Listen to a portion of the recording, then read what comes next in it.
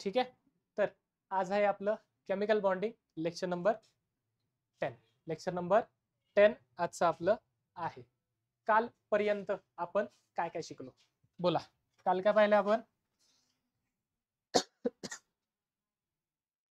बोला काय पाहिलं आपण? हायब्रिडायझेशन इन सॉलिड्स पाहिलं, बरोबर का? हायब्रिडायझेशन जर काढायचं असेल आपल्याला सॉलिड्स मध्ये तर ते कसं काढायला लागतं आपल्याला? कंबाईन फॉर्म मध्ये काढायला लागतं. कंबाईन हायब्रिडायझेशन येतं आपल्याकडे. सेकंड वन बोला. नॉमेनक्लेचर ऑफ पाय बॉन्ड पाहिला आपण. पाय बॉन्डला नाव कसं द्यायचं? पी पाय बॉन्ड पाहिला. नॉमेनक्लेचर ऑफ पाय बॉन्ड बोला. त्यानंतर नेक्स्ट काय पाहिलं आपण? Bond angle. बॉन्ड अँगल कसा काढायचा, बॉन्ड अँगल व्हॅरी का होतो ते सर्व आपण पाहिलेलं आहे. आणि चौथा पॉइंट काय चालू केलं आपण? Bond polarity. काय पाहिलं होतं आपण? बॉन्ड पोलॅरिटी आपण हे पाहत होतो. बॉन्ड पोलॅरिटी म्हणजेच काय? एखादा बॉन्ड कसा आहे तुमचा? पोलार आहे का नॉन पोलार आहे, दॅट इज बॉन्ड पोलॅरिटी. जर बॉन्ड नॉन पोलार असेल याचा अर्थ इलेक्ट्रॉनचे इक्वल डिस्ट्रीब्युशन आहे. बॉन्ड जर नॉन पोलार आहे तर इलेक्ट्रॉन स्लाइटली कुठे शिफ्ट आहेत तुमचे? इलेक्ट्रोनेगेटिव्ह ऍटम कडे. त्याचबरोबर आपण हे सुद्धा पाहिलं होतं की ती पोलॅरिटी ऑफ बॉन्ड आहे ती जर काढायची असेल ती काढली जाते in terms of dipole movement. कशामध्ये काढली जाते? In terms of dipole movement. आणि डायपोल मुवमेंट आपण मोजतो. डायपोल मुवमेंटचं युनिट काय आहे? डीबाय. युनिट काय आहे डायपोल मुवमेंटचा? डीबाय. इथपर्यंत आपण ऑलरेडी पाहिलेलं आहे. नेक्स्ट ठीक आहे, पहा मग. जर होमोन्यूक्लिअर डायटोमिक मॉलिक्यूल आहे, मॉलिक्यूल कसं आहे तुमचं? होमोन्यूक्लिअर डायटोमिक. इलेक्ट्रॉन क्लाउडचं डिस्ट्रीब्युशन कसं आहे? Equal distribution. त्यालाच काय म्हणतो आपण? Non polar bond. किंवा ए आणि बी असं मॉलिक्यूल आहे, इलेक्ट्रॉन क्लाउडचं जर इक्वल डिस्ट्रीब्युशन आहे तर अशा बॉन्डला काय म्हणतो आपण? Non polar bond. काय म्हणतो त्याला आपण? फॉर एक्झाम्पल जर द्यायचं झालं तर तुम्ही घेऊ शकता H2 आहे का? किंवा असंही म्हणू शकता इलेक्ट्रोनेगेटिव्हिटी डिफरन्स जर कमी असेल किंवा इलेक्ट्रोनेगेटिव्हिटी सेम असेल याचा अर्थ बॉन्ड कोणता असणार? Non polar bond. याचा अर्थ बॉन्ड कोणता असणार? Non polar bond. Next heteronuclear diatomic molecule. Heteronuclear म्हणजे काय? दोन जे ऍटम्स आहेत ते वेगवेगळे. इथे काय होता?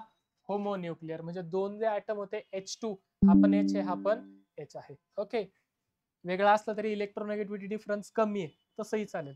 ठीक आहे, पहा पुढे. हेट्रोन्यूक्लिअर डायटोमिक मॉलिक्यूल आहे. नको सर, डेफिनेशन नुसार घ्या, परत पोरं म्हणतील असं कसं काय आलं. बस ठीक आहे. हेट्रोन्यूक्लिअर डायटोमिक मॉलिक्यूल आहे. इलेक्ट्रॉन डिस्ट्रीब्युशन झाले पण it attracted towards the more electronegative atom. बरोबर, attracted towards more negative atom. For example म्हणतो बी ची इलेक्ट्रोनेगेटिव्हिटी जास्त आहे. बी ची इलेक्ट्रोनेगेटिव्हिटी काय आहे? जास्त आहे. मग बी वरती काय येईल? Slightly minus, delta minus. A वरती काय येईल? Slightly plus, that is delta plus. बरोबर का? बरोबर का? इलेक्ट्रॉन क्लाउड कुठे शिफ्ट असेल? बी कडे. कळतंय? समजतंय? हा जो बॉन्ड असेल याच्यामध्ये पोल डेव्हलप झालेत, पॉझिटिव्ह पोल, निगेटिव्ह पोल. म्हणून या बॉन्डला काय म्हणणार आपण? Polar bond. काय म्हणणार या बॉन्डला आपण? काय म्हणणार या बॉन्डला आपण? Polar bond. काय म्हणणार बॉन्डला? काय डाऊट? आणि याची जर आपल्याला पोलॅरिटी काढायची असेल तर पोलॅरिटी काढली जाते in terms of dipole movement indicated by new. बरोबर, न्यूचं युनिट पाहिलं होतं आपण. सीजे सिस्टम मध्ये फायनल किती आलं होतं बोला? 1d by equal to value सांगा डायरेक्ट. 4.8d. 4.1 न्यू ची व्हॅल्यू ही. कशाची व्हॅल्यू?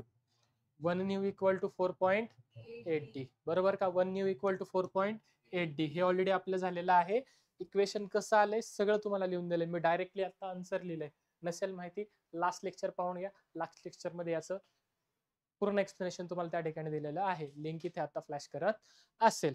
ठीक आहे, काय डाऊट? काय डाऊट? ठीक आहे, नेक्स्ट पुढे. MKS मध्ये बोला. 1d is equal to 10⁻⁻30 coulomb metre, coulomb metre. ते सेंटीमीटर नाही, काय ते कुलम मीटर आहे. कुलम मीटर ते आहे. समजते? समजते नक्की. हे ऑलरेडी आपण पाहिलेले आहेत. ही आली वन डिव्हाइसची व्हॅल्यू. काय डाऊट? काय डाऊट? नक्की. आता पहा, एक डायॲटॉमिक मॉलिक्यूल आहे. कसं आहे मॉलिक्यूल? म्हणजे किती ॲटम आहेत त्याच्यामध्ये? किती ॲटम आहेत त्याच्यामध्ये? 2 ॲटम आहेत. किती ॲटम आहेत त्याच्यामध्ये? 2 ॲटम आहेत फक्त. फॉर एक्झाम्पल मी म्हणतो ए आणि दुसरा ॲटम आहे तुमचा बी. पोलार आहे. कसा आहे हा बॉन्ड? पोलार आहे. मी म्हणतो बी ची इलेक्ट्रोनेगेटिव्हिटी जास्त आहे, त्याच्यावरती येईल डेल्टा मायनस. ए ची कमी आहे, त्याच्यावरती येईल डेल्टा प्लस. ठीक आहे? काय डाऊट? अहो याच्यामध्ये काय डाऊट? समजलंय? जाऊ पुढे. आता पहा काय म्हणतात ते, dipole movement of the bond. आता जर असा कंपाऊंड असेल तर ह्या बॉन्डची जी डायपोल मुवमेंट असेल, या बॉन्डची जी डायपोल मुवमेंट असेल तीच काय असणार? त्या मॉलिक्यूलची डायपोल मुवमेंट. समजते? आता आपण काल शिकलो होतो डायपोल मुवमेंट कसं आहे? वेक्टर क्वांटिटी आहे. कशी आहे ती?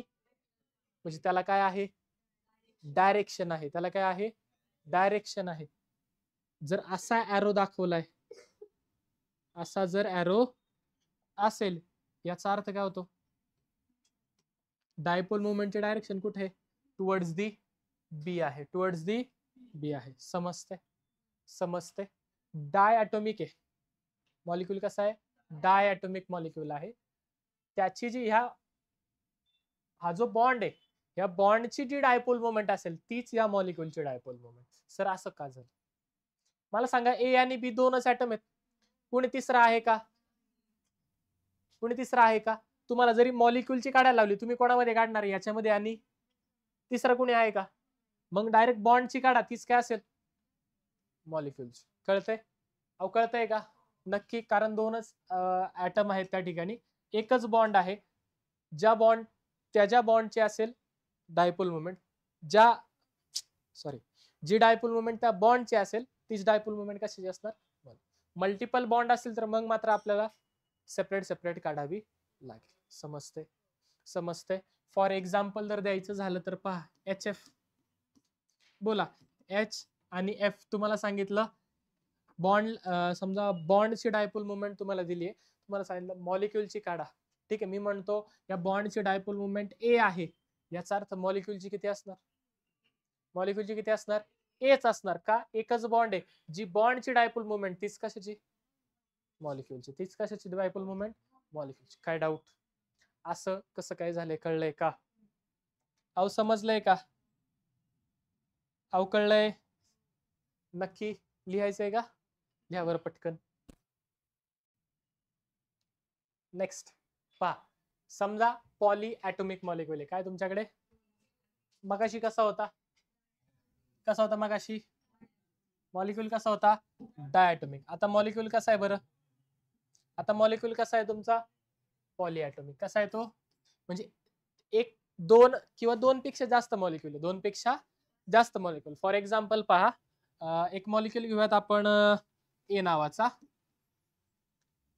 तो अटॅच तुमच्या बी नावाच्या मॉलिक्यूलला आणि त्याच वेळेस तो अटॅच तुमच्या सी नावाच्या मॉलिक्यूल. मी म्हणतो की याची डायपोल मुवमेंट इकडे आहे आणि ह्या बॉन्डची डायपोल मुवमेंट इकडे आहे. काय डाऊट? समजलंय का? नक्की कळाले? नक्की कळाले? काय डाऊट? आता पहा, मगाशी आपण म्हटलो समजा याची डायपोल मुवमेंट काढायची. समजा एवढाच मॉलिक्यूल असता, बी समजा या ठिकाणी नसता, बी या ठिकाणी नसता, तर बोला ह्याची डायपोल मुवमेंट काय आली असती मॉलिक्यूलची?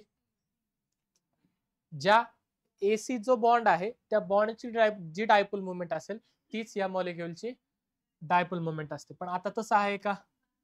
आता तसं आहे का? ठीक आहे, आता काय करावं लागेल आपल्याला? या दोघांचा वेक्टर सम करावे लागेल. काय करावं लागेल? यांची is equal to the vector sum of dipole movement. काय करावं लागेल आपल्याला? त्याची वेक्टर. समजा दोन बॉन्ड आहेत, असे दोन वेक्टर्स आहेत तुमचा, वेक्टर ए वेक्टर बी. ह्या दोघांची रिझल्टंट येणार आहे, दोघांची वेक्टर सम म्हणजेच काय करतो आपण? याचा रिझल्टंट काढतो. काय काढतो आपण याचा? काय काढतो आपण याचा? हे झाले का 100% नक्की? अरे वा, लय भारी वाटलं मला की तुमचं झालंय ऐकून. नाही मला परत ते शिकवायला लागलं असतं. ठीक आहे, या दोघांचा रिझल्टंट कुठे येईल? या दोघांचं रिझल्टंट कुठे येईल? इथे. कळतंय का? अहो असं का आलं कळलंय नक्की?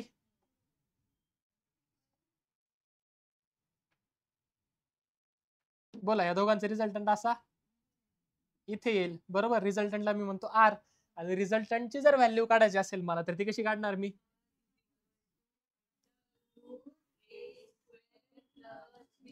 अरे वा वा वा, थांबा थांबा थांबा थांबा थांबा. ए square plus B square plus 2 cos theta. अरे वा, स्वतःसाठी एकदा टाळ्या वाजवा बरं. तुम्हाला नाही आलं का? वाजवा की. असंच वाजव, नंतर असेच वाजवायला लागतील मग. काय डाऊट? कळलंय रिझल्टंट कसं काढणार? नक्की समजले?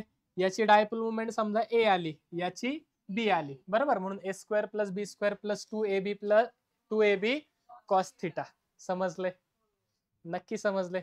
यावर लिहून पटकन. चला नेक्स्ट एक्झाम्पल. काय आपल्याकडे? CO2. काय एक्झाम्पल आपल्याकडे? बोला. स्ट्रक्चर जमेल का आता? डायरेक्ट काढू?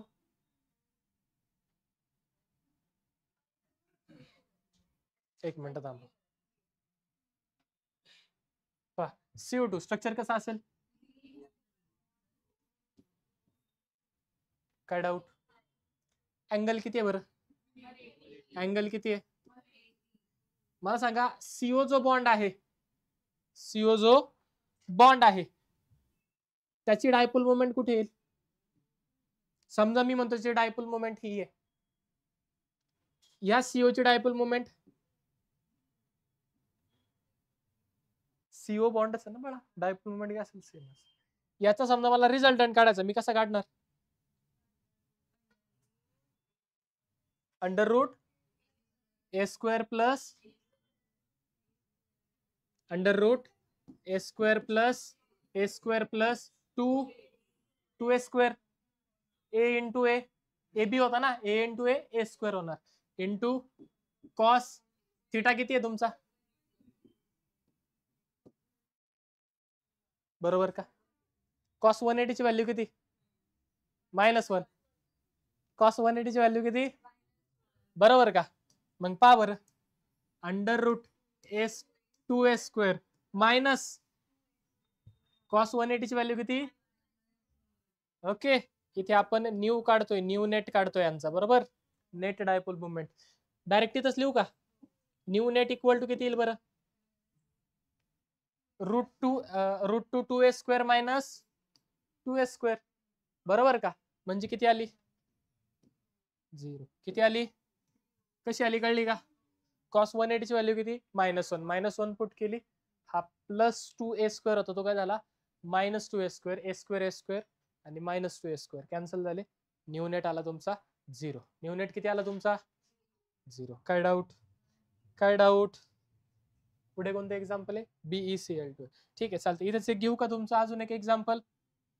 हाय जागा तर?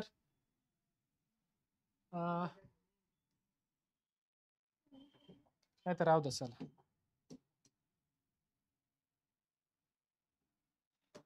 बोला. न्यू नेट इक्वल टू किती आला आपला? Under root A square plus A square plus 2a square cos 180 degree, बरोबर. Which is equal to under root of 2a square plus 2a square into -1. Mu net is equal to 0. जर new net equal to 0 आलाय, याचा अर्थ molecule polar असेल का non polar असेल? Non polar. Molecule कसा असेल? Non polar. मॉलिक्यूल कसा असेल? Non polar. Non polar molecule. कळलंय का? कळलंय का? मॉलिक्यूल पोलार आहे का नॉन पोलार आहे कसं काढायचं समजलंय? समजलंय? 0 येत नसेल याचा अर्थ मॉलिक्यूल कसा आहे? पोलार आहे. आणि 0 येत असेल याचा अर्थ मॉलिक्यूल कसा आहे? समजलंय? नक्की? हा येईल का तुम्हाला काढता? काढा बरं.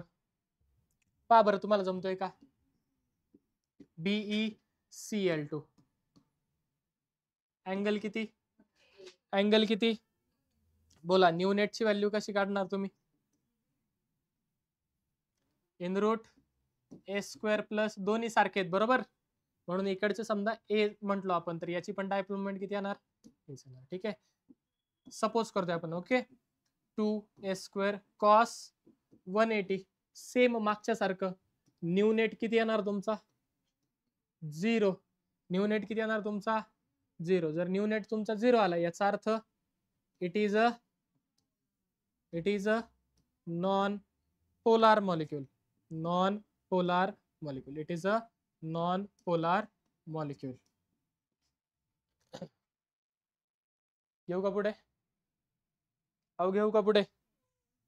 नक्की काढा बरं. BF3 boron ट्रायफ्लोराइड. 3 BF नाही म्हणा, 3 BF.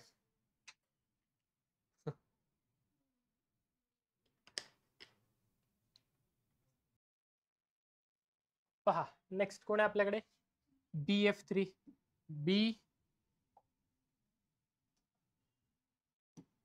BF3 बरोबर का? बोला डायपोल मोमेंटचे डायरेक्शन काय असेल? टुवर्ड्स एफ बरोबर. हा समजा ए आहे, याची डायपोल मोमेंट याची ए आहे. या दोघांचे रिझल्टंट कुठे येईल?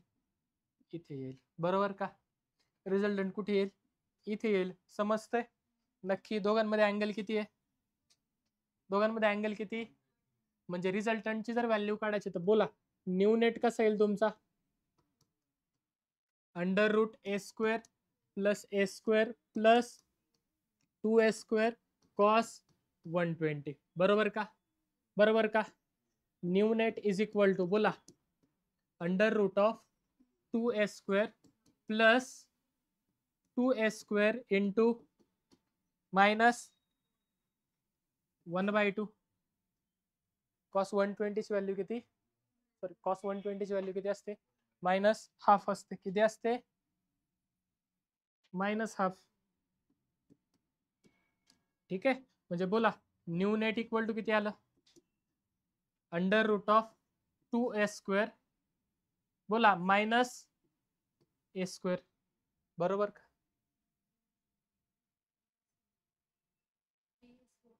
बाळा हे मायनस आहे ना, मायनस ने मल्टिप्लाय झालं.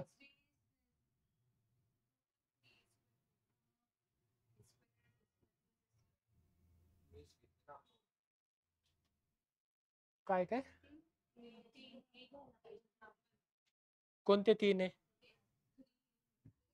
हे 3F आहे ना, याचा विचारच नाही केला मी अजून वर्षाचा.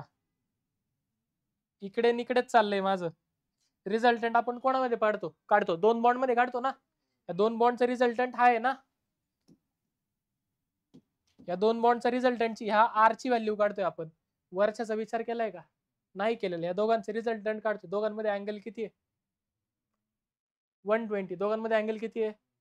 त्याच काढतोय फक्त आपण इथे. समजतंय? आलंय का लक्षात? नक्की बोला किती येईल इथे? किती येणार? A square. आणि बाहेर आल्यावरती unit equal to A. Unit equal to प्लसच घ्यायचा.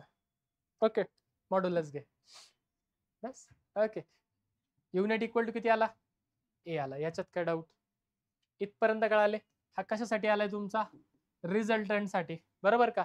आता पहा या दोघांचा रिझल्टंट आणि वरचा एफ. रिझल्टंटची व्हॅल्यू किती आली? ए. आणि एफ ची व्हॅल्यू कोणती आहे? एच आहे. एफ ची डायपोल मोमेंट वरच्या बॉन्ड साठी एच आहे. खालच्या बॉन्डची रिझल्टंटची डायपोल मोमेंट किती? एच. डायरेक्शन काय रे दोघांच्या? ऑपोजिट. दोघांमध्ये अँगल किती? 180. 180 अँगल आला आन्सर किती येतं? 0. म्हणजे ऍट दी एंड तुमचा न्यू नेट किती येणार? हा न्यू नेट कशाचा आहे? R. Mu net of R. Mu net of R. Mu net of R. कळतंय? कळतंय? 180 कसं आले समजले? म्हणजे मगाशी तुमचं चुकलेलं होतं. लिहा व्यवस्थित लिहा. असं का झालंय कळलंय का? अहो कळलंय का? नेक्स्ट काय आपल्याकडे? NH3. नेक्स्ट काय आपल्याकडे? NH3. जमेल का तुम्हाला?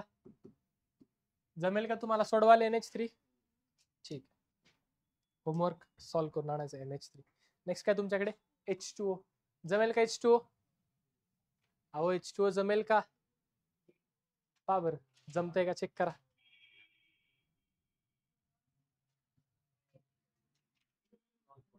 पोलार का नॉन पोलार?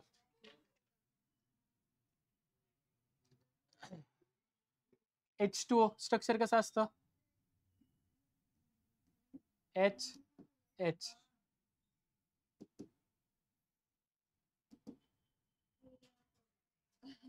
बरोबर, कळतंय. दोघांचे रिझल्टंट इकडे येईल.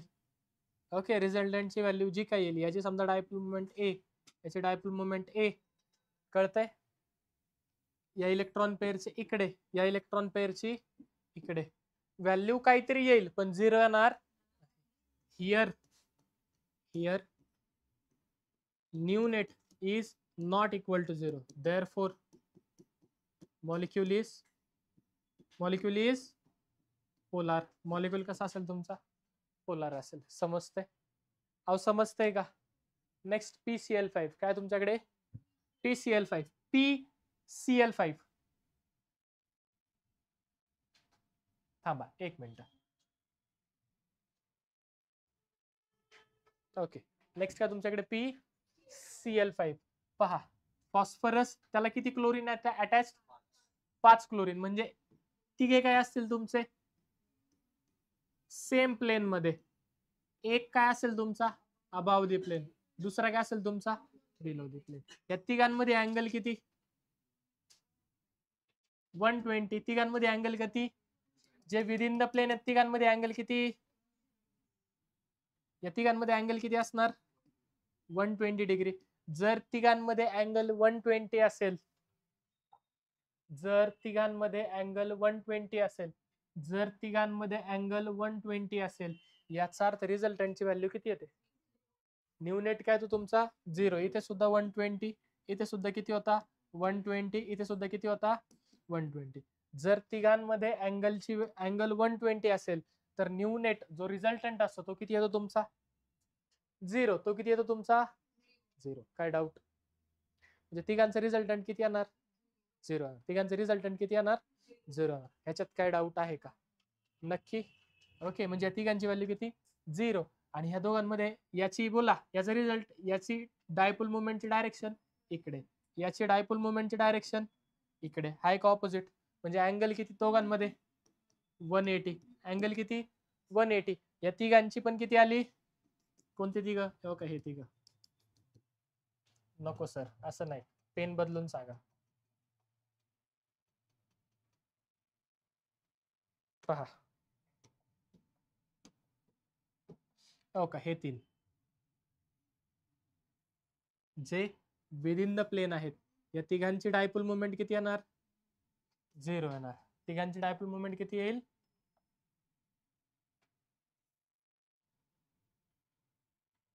0 येणार. बरोबर, कारण तिघांमध्ये अँगल 120 आणि हे ऑलरेडी 180 आहे, म्हणजे याची पण किती येणार? 0. म्हणजे ओव्हरऑल मॉलिक्युलची न्यू नेट इक्वल टू किती आली? 0. देअरफॉर मॉलिक्यूल इज, बोला, molecule is non polar. Molecule कसा आहे तुमचा? Non polar. समजलंय का? मला नाही वाटत तुम्हाला नॉन पोलर पोलर मध्ये काय डाऊट असेल. कळतंय का? नक्की इथपर्यंत समजलेलं आहे का? देऊ का एक एक्झाम्पल? पेज आलंय म्हणून एक एक्झाम्पल देऊन टाकतो. घ्या. XeF4. सर एक नाही 2-3 द्या बरं, चालतंय ना? PCl3F2 घ्या. SO3 SF6. हा ठीक आहे, होमवर्कला घ्या. चला, XeF4 आणि NF3 जमेल का? हा, ये रे.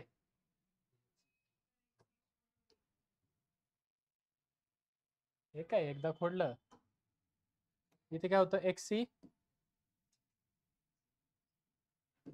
XeF6. अजून काय करत? सांग तुझ्या आवडीचा मॉलिक्यूल.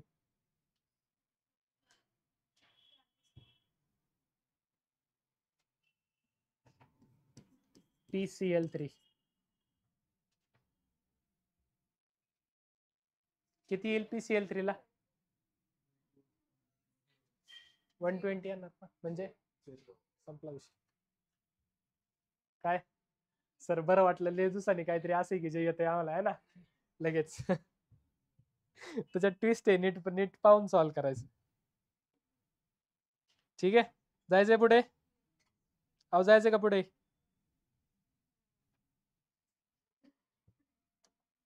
नेक्स्ट पहा आता. काय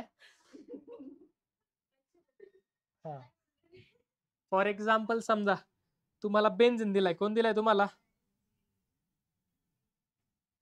तुम्हाला समजा 2 मॉलिक्यूल दिले, 2 मॉलिक्यूल मध्ये विचारलं, बेन्झीन नंतर घेऊ थांबा. 2 मॉलिक्यूल दिले, त्यांनी विचारलं कोणाची डायपोल मुवमेंट जास्त असेल, कोणाची डायपोल मुवमेंट जास्त असेल, तर ती कशी काढणार तुम्ही, ऑर्डर कशी काढणार. बरोबर.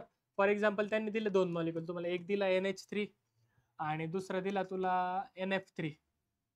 जमेल का? अहो जमेल का तुम्हाला हे? पहा बरं करून, पहा बरं करून येतंय का? NH3 चं स्ट्रक्चर कसं येईल? H H H. बरोबर का? बरोबर का? बोला. याची डायपोल मुवमेंट कुठे असेल? डायरेक्शन इकडे. डायपोल मुवमेंटचे डायरेक्शन इकडे. डायपोल मुवमेंट डायरेक्शन इकडे, टुवर्ड्स दी नायट्रोजन. बरोबर. व्हॅल्यू तुमची 0 येणार नाही. Mu net equal to mu net not equal to 0. काय डाऊट? अहो काय डाऊट? इथपर्यंत समजलंय. NF3 च्या केसमध्ये पहा.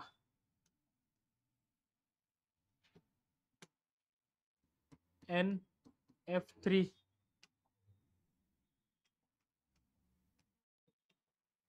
नाइट्रोजन 3 फ्लोरीन, 1 फ्लोरीन, 2 फ्लोरीन,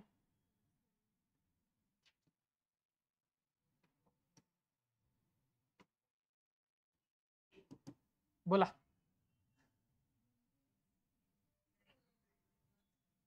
याची डायपोल मुवमेंटची व्हॅल्यू या बाजूला, याच्या डायपोल मुवमेंटची व्हॅल्यू फ्लोरीन आहे ना, फ्लोरीन नायट्रोजन. जास्त इलेक्ट्रोनेगेटिव्ह कोण तुमचा? फ्लोरीन. जास्त इलेक्ट्रोनेगेटिव्ह कोण तुमचा? फ्लोरीन. कळतंय? बरोबर. याची सुद्धा काहीतरी डायपोल मुवमेंट येईल. मी म्हणतो याच्या डायपोल मुवमेंटची व्हॅल्यू आली Q. काय आली? डायपोल मुवमेंटची व्हॅल्यू आली Q आली खालच्या मध्ये. ठीक आहे, तिघांमध्ये अँगल जो आहे तिथे काय आली? Q. आणि वरच्याची डायपोल मुवमेंट काहीतरी वेगळीच असणार. फॉर एक्झाम्पल मी म्हणतो तो P. काय ती? P आहे. नेट काय येणार या दोघांमधला? डिफरन्स. नेट काय येणार दोघांमधला? डिफरन्स. पहा here mu net equal to P minus Q और mu net equal to Q minus P. काही करा, समजतंय? अहो कळतंय का? नक्की. इथे जर तुम्ही पाहिलं, इथे टोटल डायपोल मुवमेंट मध्ये काय होतंय, यांची जेवढी काय येईल त्याच्यामध्ये प्लस वरचा काय होणार? ऍड होणार. त्या तिघांची ती डायपोल मुवमेंट येईल. बरोबर. वरच्या साईडला फॉर एक्झाम्पल मी म्हणतो मी आली ती A, आणि ही जी आहे ती म्हणतो मी आले ती सुद्धा आली A. इथे काय होणार? A प्लस A होणार ना. इथे काय होते? सबट्रॅक्शन होते. इथे काय होते? तुमची ऍडिशन होते. इथे काय होती तुमची? मग जास्त व्हॅल्यू कोणती असेल? सबट्रॅक्ट झाल्यावर का ऍड झाल्यावर? ऍड झाल्यावर जास्त असेल. याचा अर्थ डायपोल मुवमेंट कोणाची जास्त? याची डायपोल मुवमेंट. म्हणजे डायपोल मुवमेंट जास्त कोणाची येईल? तुमच्या NH3 ची dipole movement is greater than NF3. समजलंय का? असं का आलंय? कळलंय का? कळतंय का? मोनिका ताई समजलं का? घ्या लिहून, घ्या लिहून.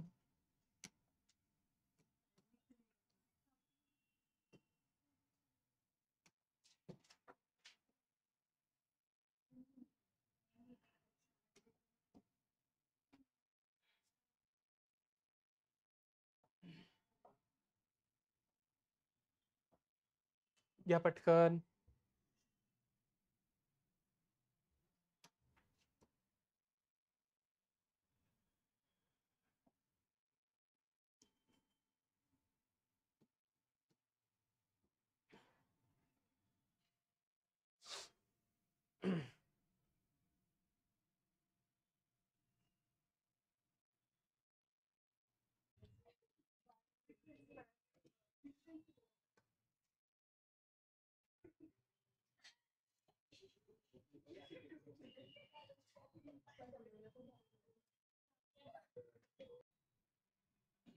ठीक आहे. जो तुमचा बेन्झिन असतो, कोण असतो तुमचा बेन्झिन,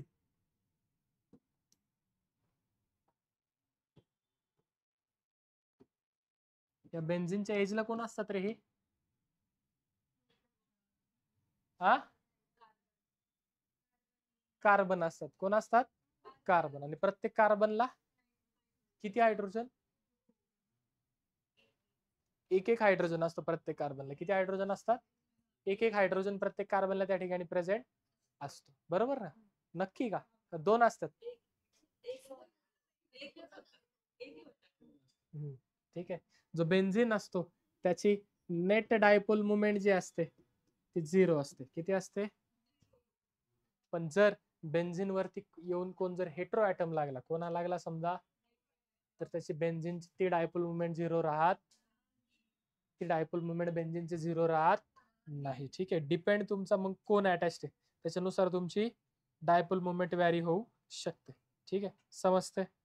समजते. जर बेन्झिन कसा असेल, नुसता बेन्झिन आहे, त्याची डायपोल मुवमेंट किती येते? 0. मात्र जर त्याला जर कोण अटॅच असेल त्याच्या डोक्यावरती किंवा साईडला, या तर त्याची डायपोल मुवमेंट ही 0 राहत, त्याची डायपोल मुवमेंट 0 राहत. समजते? सर कोणतरी अटॅच्ड म्हणजे काय? फॉर एक्झाम्पल पहा,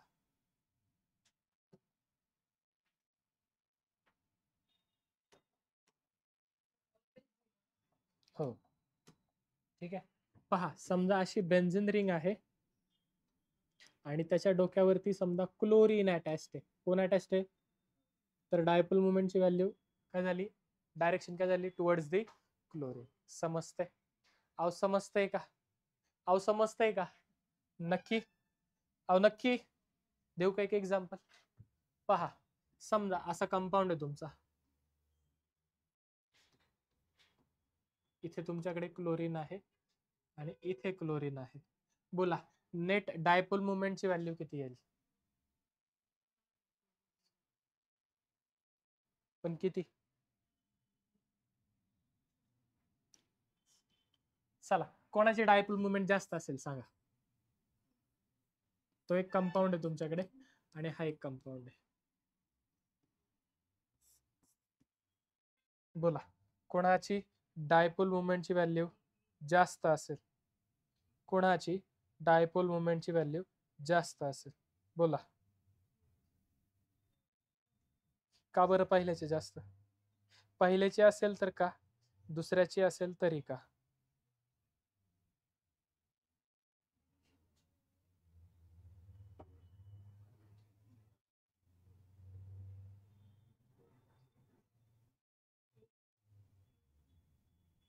सॉल्व करा आधी.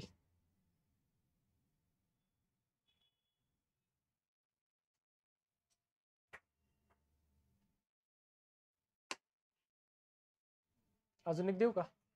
एक देतो पहा. क्लोरीन क्लोरीन, बरोबर. सगळ्या पॉसिबिलिटीज झाल्या.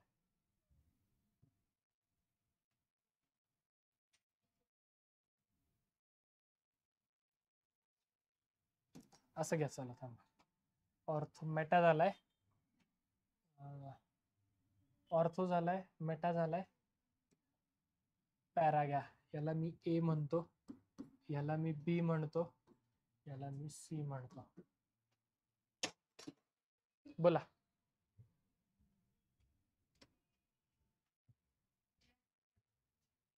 सगळ्यात कमी बी मध्ये. का बरं? दोघांमध्ये अँगल किती? 180. म्हणजे काय येणार व्हॅल्यू? 0. संपला असेल. बी सगळ्यात कमी. बी काय असणार? सगळ्यात कमी. समजलं. बोला आता सी आणि ए मध्ये. ए मध्ये कमी असेल. का बरं? यांमध्ये जर आपण अँगल काढायचं म्हटलं, अँगल किती येईल? 60 डिग्री. अँगल किती येणार? दोघांचं रिझल्टंट काढायचं म्हणजे असं येईल ना. रिझल्टंट असं येईल. म्हणजे व्हॅल्यू काय? कॉस 60 ची व्हॅल्यू टाकायला लागेल. रिझल्टंट कसा काढतो? A square plus B square, दोन्ही पण क्लोरीन क्लोरीन म्हणून A square plus 2a square into cos 60. काढा व्हॅल्यू. हिंट दिली. बोला काय येणार ही अंडर रूट ऑफ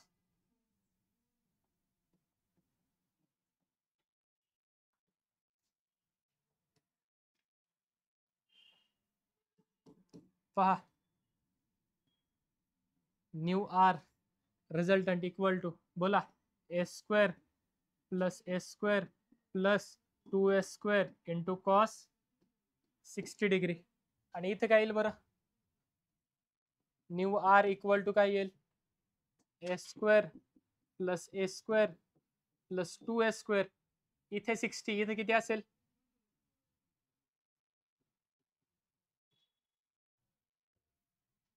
120 किती असेल इथे 120 180 असेल का किती असेल इथे 120 इंटू कॉस 120 जर थिटाची व्हॅल्यू वाढली जर थिटाची व्हॅल्यू वाढली ओव्हरऑल व्हॅल्यू काय होणार डिक्रीज होणार ओव्हरऑल व्हॅल्यू काय होणार तुमची डिक्रीज होते ओव्हरऑल व्हॅल्यू काय होते म्हणजे कॉस 60 पेक्षा कॉस्ट 120 च्या इथे इथे व्हॅल्यू किती असेल कमी असणार काय असणार इथे व्हॅल्यू कमी असणार याचा अर्थ कॉस 60 ची व्हॅल्यू जास्त कॉस 60 ची व्हॅल्यू जास्त म्हणून याचा आन्सर काय येणार जास्त म्हणजे याची डायपोल मुवमेंट जास्त असेल कोणापेक्षा म्हणजे ह्याच्यापेक्षा जास्त कोणाची ए ची आणि सगळ्यात जास्त कोणाची सी ची कसं काढलं कळलं का कसं काढलंय कळलंय का त्या ठिकाणी तुम्हाला जर काय म्हणतो लिहून घ्यायचं असेल तर लिहून घ्या रिलेशन लिहून घ्यायचं असेल तर लिहून घ्या रिलेशन सुद्धा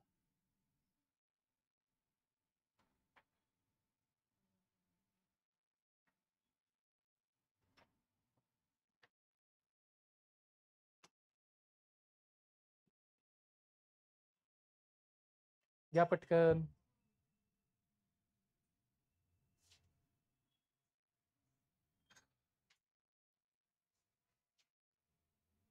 थांबा चुकलं का कॉस 60 ची व्हॅल्यू काढा बरं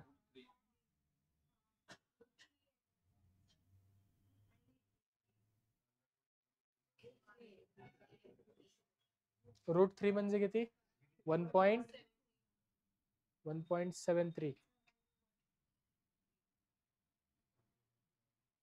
1.7 ना आणि कॉस 120 किती येतं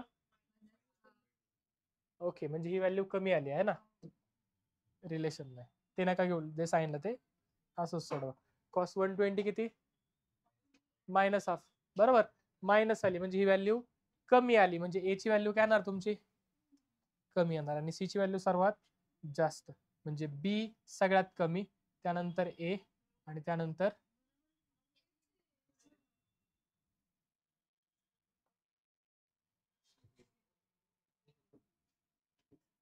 सगळ्यात जास्त कोणाची असेल सी ची हा बरोबर सॉरी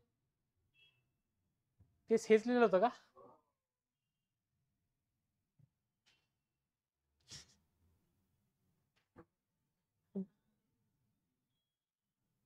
कळलंय कळलंय इथे लिहायचं राहिलं जर नेट डायपोल मुवमेंट 0 आहे याचा अर्थ बेन्झीन कसा आहे non polar solvent like benzene ऐकलं का असं काय पोलार सॉल्व्हंट लाईक वॉटर कळले ते पोलार काय आहेत ते नॉन पोलार काय आहेत कळले नक्की अहो लागतंय का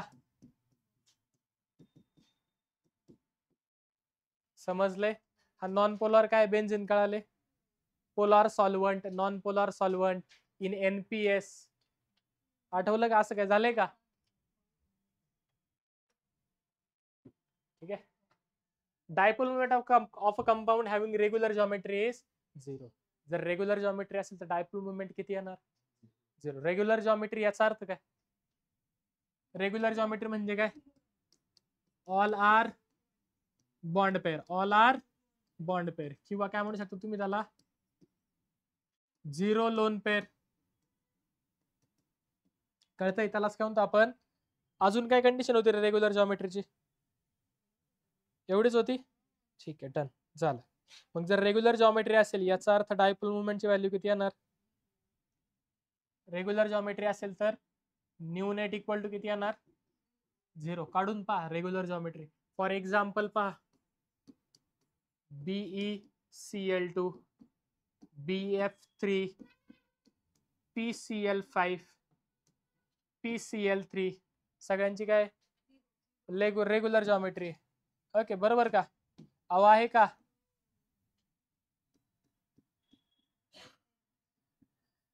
NH4+ बरोबर. नेट डायपोल मुवमेंट किती येणार?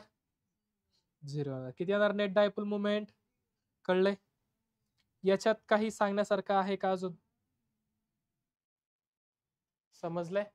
आणि सगळे टर्मिनल ऍटम्स पण काय पाहिजे? सारखे पाहिजे. ही एक कंडिशन होती बरोबर. लिहून घ्या तिथे. घेऊ का पुढे? नको सर, लिहून द्या, पोरं लक्षात नाही ठेवत. All terminal atoms are same और टर्मिनल atoms आर सेम. सगळे टर्मिनल atoms कसे असतात?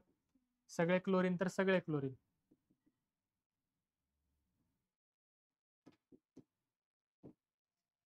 सगळे फ्लोरीन तर सगळे फ्लोरीन. झाले लिहून. Next, percentage of ionic character in covalent bond. आता पहा, आपण मग अशी सांगितलं जरी बॉन्ड कोव्हॅलंट बॉन्ड असलं, हे सगळं कशासाठी चाललंय आपलं? कोव्हॅलंट बॉन्ड साठी. जसं आपण कालही सांगितलं आजही सांगितलं बरोबर. कोव्हॅलंट बॉन्ड आहे हा सगळा, तरी सुद्धा त्याच्यामध्ये काय होते? स्लाइटली आयोनिक कॅरेक्टर येते डिफरन्स इन इलेक्ट्रोनेगेटिव्हिटीमुळे. काय ते तुमचं slightly ionic character. Sir slightly ionic character येते म्हणजे काय होते? पहा, पॉझिटिव्ह आणि निगेटिव्ह, छोटा का आहे ना पण पॉझिटिव्ह निगेटिव्ह चार्ज काय होतोय? डेव्हलप होतोय. याचा अर्थ त्याच्यामध्ये काय आता पॉझिटिव्ह निगेटिव्ह चार्ज जे डेव्हलप होतात ते पॉझिटिव्ह निगेटिव्ह चार्ज ते डेव्हलप होतात ते तुमचे आयोनिक कंपाऊंड मध्ये होतात. कुठे होतात? किंवा आयोनिक बॉन्ड मध्ये असतं पॉझिटिव्ह निगेटिव्ह. कुठे असतं? कुठे असतं पॉझिटिव्ह निगेटिव्ह?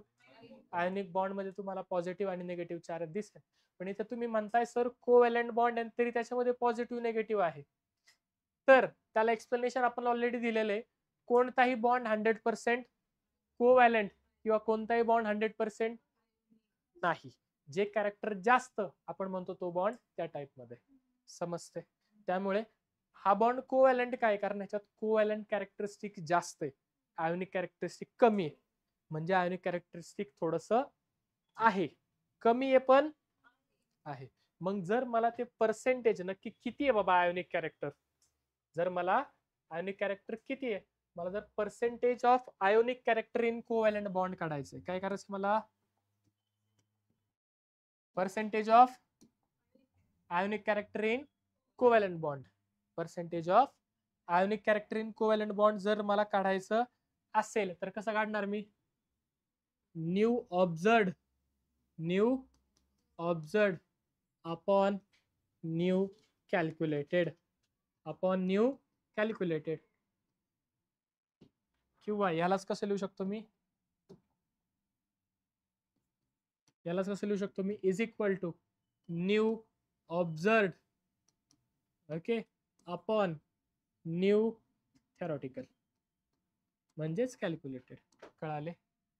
डायपोल मुवमेंट जी ऍक्च्युअली मॉलिक्यूल मध्ये ऑब्झर्व होते आणि कॅल्क्युलेट केल्यावरती किती येते? कॅल्क्युलेट म्हणजे काय? आपण जो फॉर्म्युला काढलाय पहा, mu is equal to q into d, याच्याने किती आन्सर येते? That is mu calculated. समजले? सर एक्झाम्पल सांगा बरं एखादं. फॉर एक्झाम्पल पहा, आता एक एक्झाम्पल दिले आपल्याला. Calculate the percentage of ionic character. काय काढायचं तुम्हाला? पर्सेंटेज ऑफ आयोनिक कॅरेक्टर काढायचं of a bond having bond length दिली तुम्हाला. काय दिली? याचा अर्थ डी दिलाय 0.22 angstrom and 1.82 debye axis dipole movement. Mu ची व्हॅल्यू दिली. आता हा जो न्यू तुम्हाला दिलेला आहे हा न्यू ऑब्झर्ड म्हणून घ्यायचा. काय घ्यायचं? ऍज अ न्यू ऑब्झर्ड घ्यायचं बरोबर. आता पहा, पर्सेंटेज लिहू नका, percentage of ionic character, percentage of ionic character. बोला फॉर्म्युला काय होता? Mu observed mu calculated. काय डाऊट? न्यू ऍब्झॉर्बची व्हॅल्यू, ऑब्झर्वची व्हॅल्यू तुमच्याकडे ऑलरेडी आहे. किती आहे? 1.82 डी बाय 1.82 डी बाय. तुम्हाला व्हॅल्यू कशी काढायची? Mu calculated okay is equal to question mark. तो तुम्हाला काढायचा आहे. पहा, न्यू कॅल्क्युलेटेड साठी फॉर्म्युला काय तुमच्याकडे? Q into D. क्यू ची व्हॅल्यू माहिती का तुम्हाला? ज्यावेळेला क्यू ची व्हॅल्यू माहित नाही त्यावेळेस ती अज्युम करायची की क्यू इज इक्वल टू काय असतो तुमचा, q is equal to 1 unit charge असेल, 1 युनिट चार्ज असे तुम्ही कन्सिडर करायचं किती युनिट चार्ज आहे. जर 1 युनिट चार्ज असेल तर न्यू ची व्हॅल्यू, क्यू ची व्हॅल्यू किती येते, सॉरी 1 युनिट चार्ज आहे, क्यू ची व्हॅल्यू किती येणार, 1.6 इंटू 10⁻⁻19 कुलम. आणि डिस्टन्स किती दिलाय तुम्हाला, 0.02 एंगस्ट्रॉम. एंगस्ट्रॉम दिलाय ना, which is equal to 0.02 metre. बरोबर का कालचं. ठीक आहे, आता पहा mu calculated is equal to, बोला काय येईल, क्यू ची व्हॅल्यू किती 1.6 इंटू 10⁻⁻19 इंटू बोला 0.02 इंटू 10⁻10 10⁻10. काय डाऊट, काय डाऊट, न्यू कॅल्क्युलेटेड काढता येईल का तुम्हाला, अहो न्यू कॅल्क्युलेटेड काढता येईल का, 1.6 इंटू 0.22 बरोबर का. असं करूयात पहा,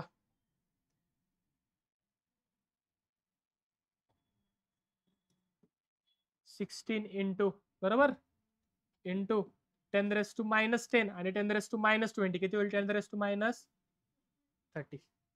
काय डाऊट, 1.6 होतं ना, एक झिरो पुढे गेला, वरची व्हॅल्यू वाढवली, किती आलं 20 आणि इकडचे 10 30.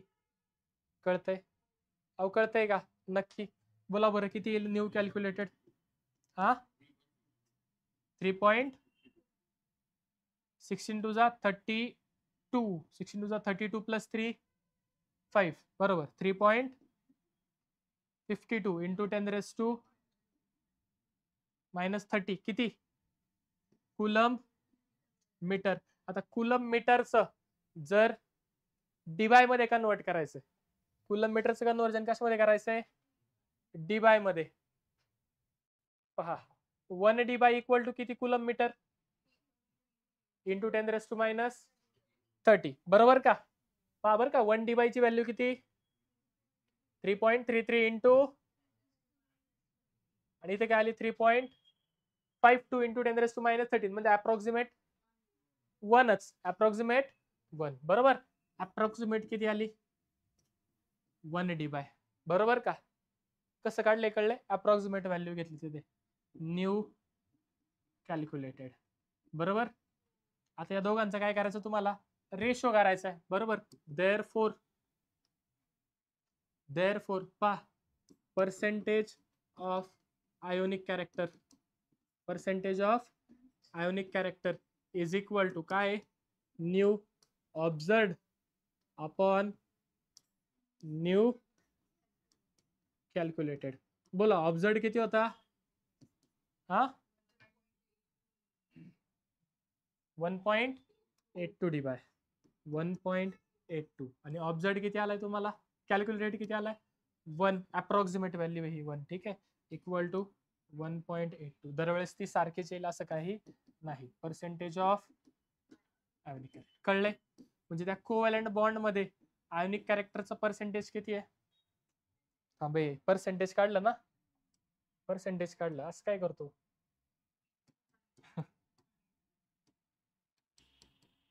इंटू 100. ठीक आहे, इंटू 100%. खालची व्हॅल्यू काढा, मग वरचं आन्सर बरोबर येईल. 182% नाही येत. ओके, हे अप्रॉक्स घेतलंय त्याच्यामुळे ते आन्सर आले. सॉल्व करता का, हे सॉल्व करता, सॉल्व करा बरं. 3.82 3.52 डिवाइड बाय 3.33 3.52 डिवाइडेड बाय 3.33.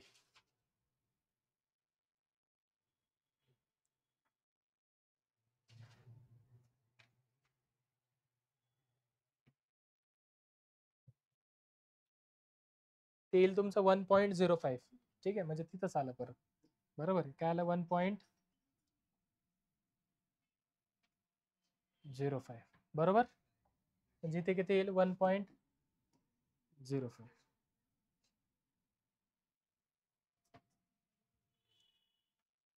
करा, किती येते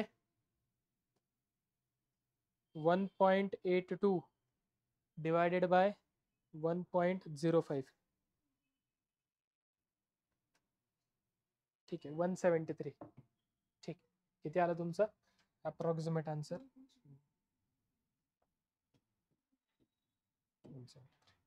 ठीक आहे, काय डाऊट? कसं सोडवले कळेल का? कळलंय का? नक्की हे सोडवता येईल का? येईल सोडवता?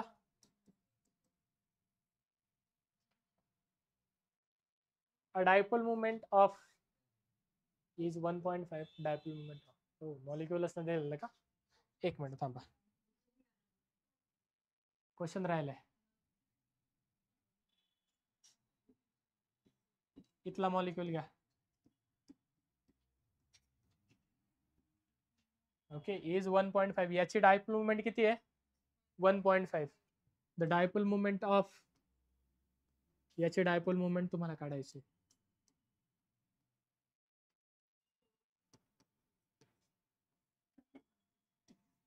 जमेल का? अहो जमेल का? नक्की सोडवा.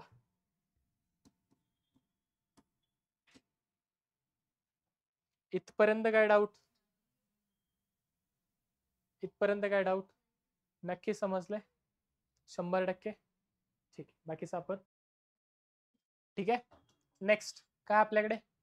Ionic bond also has some covalent character in it. बरोबर, जसं आपण इथून मागे काय पाहिलं होतं, जे काही तुमचे कोव्हॅलंट बॉन्ड आहेत त्यांच्यामध्ये काय असतं, काही प्रमाणात ionic character. In the same way, त्याच पद्धतीने तुमचे जे काही आयोनिक बॉन्ड असतील त्या आयोनिक बॉन्ड मध्ये पण काय असणार, काही प्रमाणात कोव्हॅलंट. कारण कोणताही बॉन्ड हा 100% आयोनिक किंवा 100% कोव्हॅलंट नसतो, त्याच्यामध्ये काही प्रमाणात दुसरं कॅरेक्टरिस्टिक येतं. म्हणजे आयोनिक बॉन्ड असेल तर कोव्हॅलंट कॅरेक्टर येईल, कोव्हॅलंट बॉन्ड असेल तर थोडंसं काय येईल त्याच्यामध्ये, आयोनिक कॅरेक्टर येईल. समजते? समजते. दॅट इज कोणताही बॉन्ड 100% कोव्हॅलंट किंवा कोणताही बॉन्ड 100% आयोनिक हा नसतो, हा नसतो. काय डाऊट? समजते? नक्की?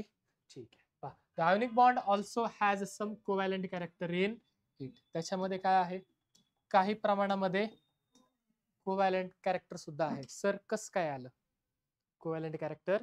कस काय? आता पहा, आयोनिक बॉन्ड मध्ये कोणामध्ये बनतो रे? आयोनिक बॉन्ड कोणामध्ये बनतो? काय काय? कॅटायन्स आणि अनायन्स मध्ये. आयोनिक बॉन्ड कोणामध्ये बनतो? कॅटायन्स आणि अनायन्स मध्ये बनतो, बरोबर का? याच्यामध्ये कॅटायन आणि अनायन यांच्यामध्ये साईज छोटी कोणाची असते?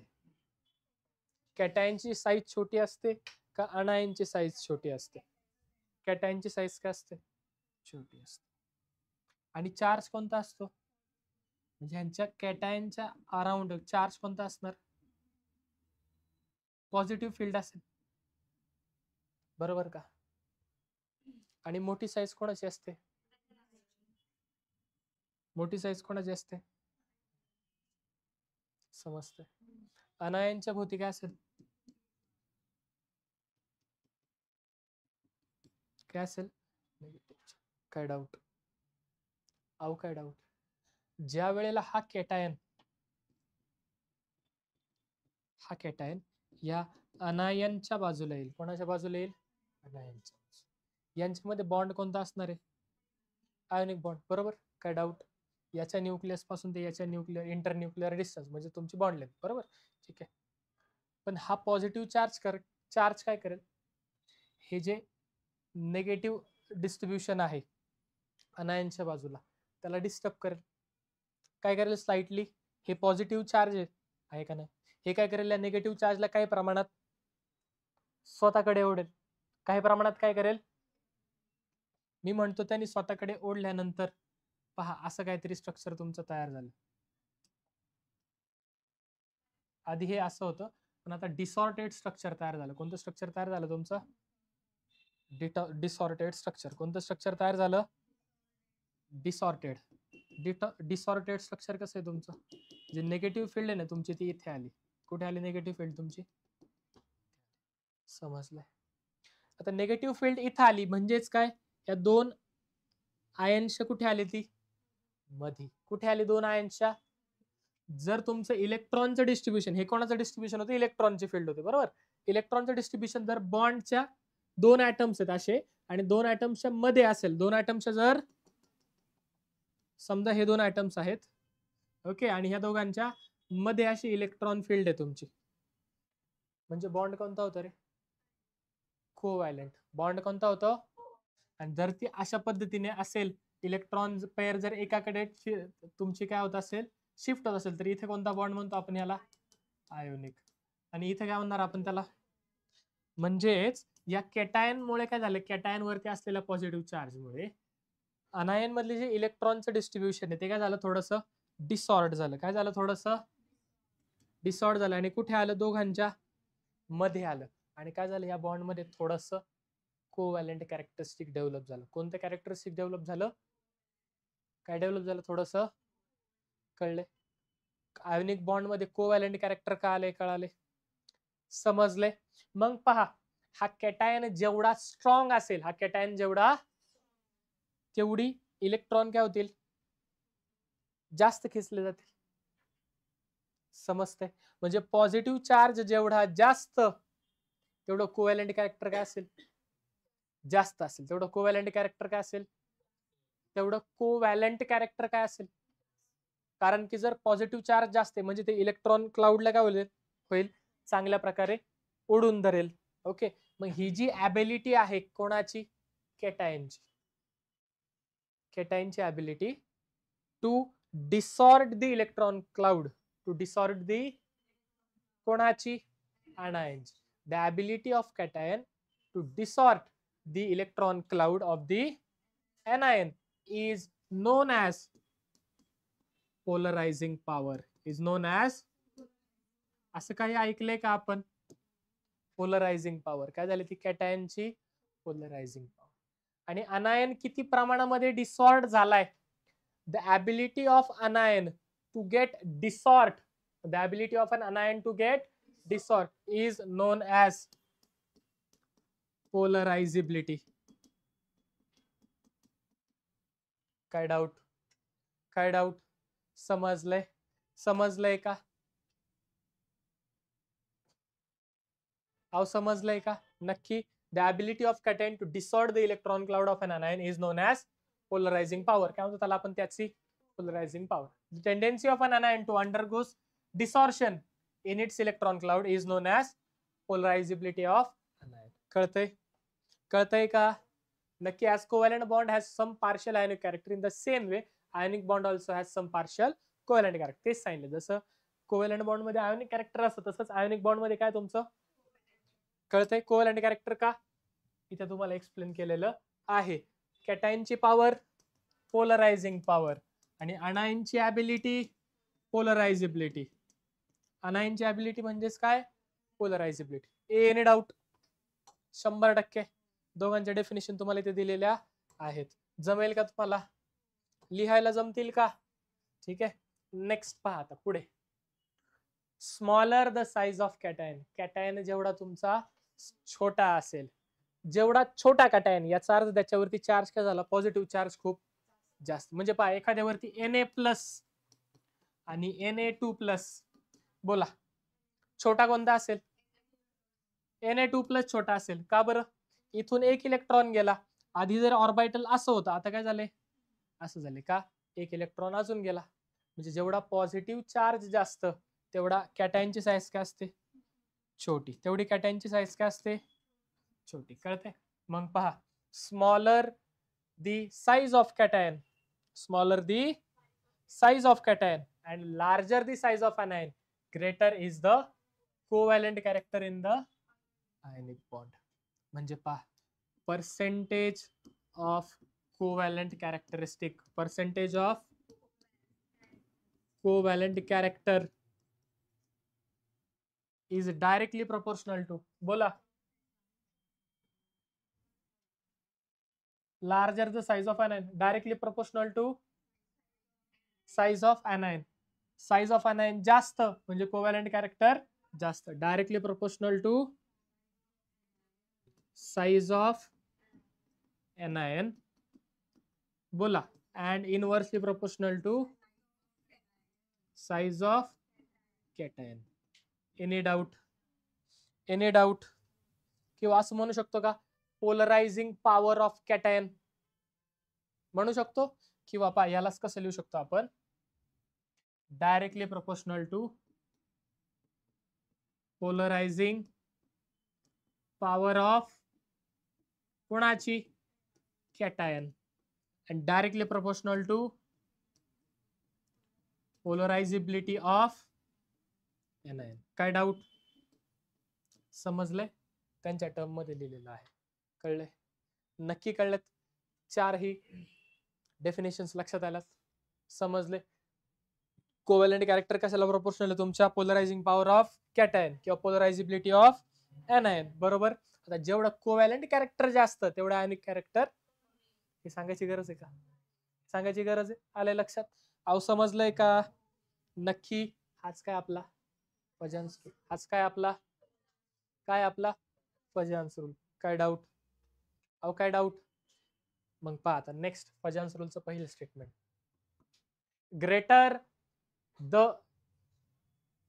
The charge on ion greater is the covalent character of ionic character. एकच मिनिट थांबा.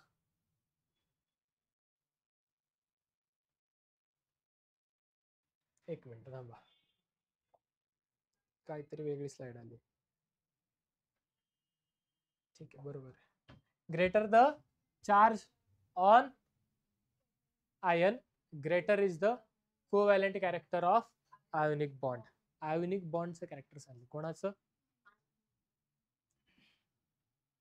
काहीतरी चुकतंय, थांबा.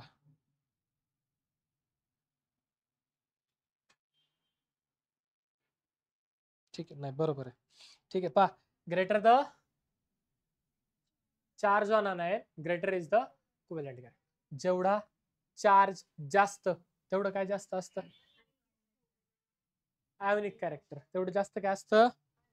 Ionic character. तेवढं जास्त काय असतं? आयोनिक कॅरेक्टर ना बाळा. आयोनिक कॅरेक्टर सांगतो, एक्सप्लेन करतो. एक्झाम्पल पहा. फॉर एक्झाम्पल LiCl आणि दुसरा आहे तुमचा फॉर एक्झाम्पल BeCl2. दोन्ही पण क्लोरीन क्लोरीन. बोला, कॅटायन वरती चार्ज किती? इथे किती चार्ज आहे? +1 कॅटायन. आणि इथे किती? +2. तिथे चार्ज किती? +2. कळतंय? चार्ज जास्त कुठे आहे? BeCl2. बरोबर. कॅटायनचा चार्ज जेवढा जास्त तेवढं, चुकलं ना? बरोबर. तेवढं जास्त काय असेल तुमचं? Covalent character. बरोबर आहे. Covalent character of ionic bond सांगितलं ना. ओके, बोला, जास्त कोणाचं असेल कोव्हॅलंट कॅरेक्टर? मग BeCl2 चं काय असेल कोव्हॅलंट कॅरेक्टर? जास्त असेल. बरोबर. पर्सेंटेज ऑफ कोव्हॅलंट कॅरेक्टर कोणामध्ये जास्त असेल? BeCl2. कळलंय का? एक देऊ का एक्झाम्पल? मग सोडवा बरं. AlF3 आणि दुसरा घ्या Al2O3. पहा बरं.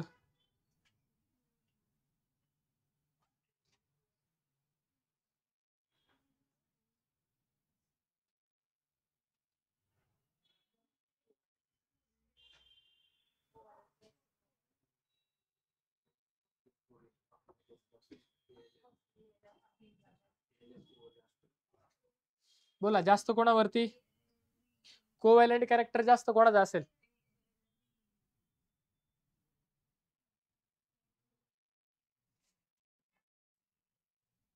Size of anion. अनायनची साईज जास्त. कोव्हॅलंट कॅरेक्टर अनायनची साईज जास्त कधी होईल रे? लक्षात ठेवा. पहा, दोन गोष्टी आहेत. कॅटायनच्या केसमध्ये कॅटायनची साईज छोटी कधी होईल? कॅटायन छोटा कधी होईल? ज्यावेळेस प्लस चार्ज काय होईल? वाढेल. प्लस चार्ज काय होईल? प्लस चार्ज वाढला साईज काय होते? आणि अनायनच्या केसमध्ये पहा -1 -2 -3 मोठा कोणता असेल? म्हणजे निगेटिव्ह चार्ज जेवढा वाढेल तेवढी साईज वाढते, तेवढी साईज वाढते. बरोबर का? कारण निगेटिव्ह चार्ज कधी वाढतो? इलेक्ट्रॉन गेन केल्यावर. इलेक्ट्रॉन गेन केला याचा अर्थ शेवटचा इलेक्ट्रॉन अजून लांब गेला. इलेक्ट्रॉन लांब गेला म्हणजे साईज वाढली. कळतंय? जर अनायनची साईज वाढली तर काय वाढतं? म्हणजे निगेटिव्ह चार्ज जेवढा जास्त, पाहिजे लिहू का? इथं लिहितो पहा. निगेटिव्ह चार्ज जास्त कोव्हॅलंट कॅरेक्टर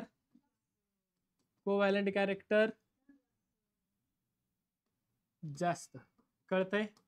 म्हणजे पहा एक ए नावाचा ऍटम आहे त्याच्यावरती -1, ए नावाचा ऍटम -2, ए नावाचा ऍटम -3.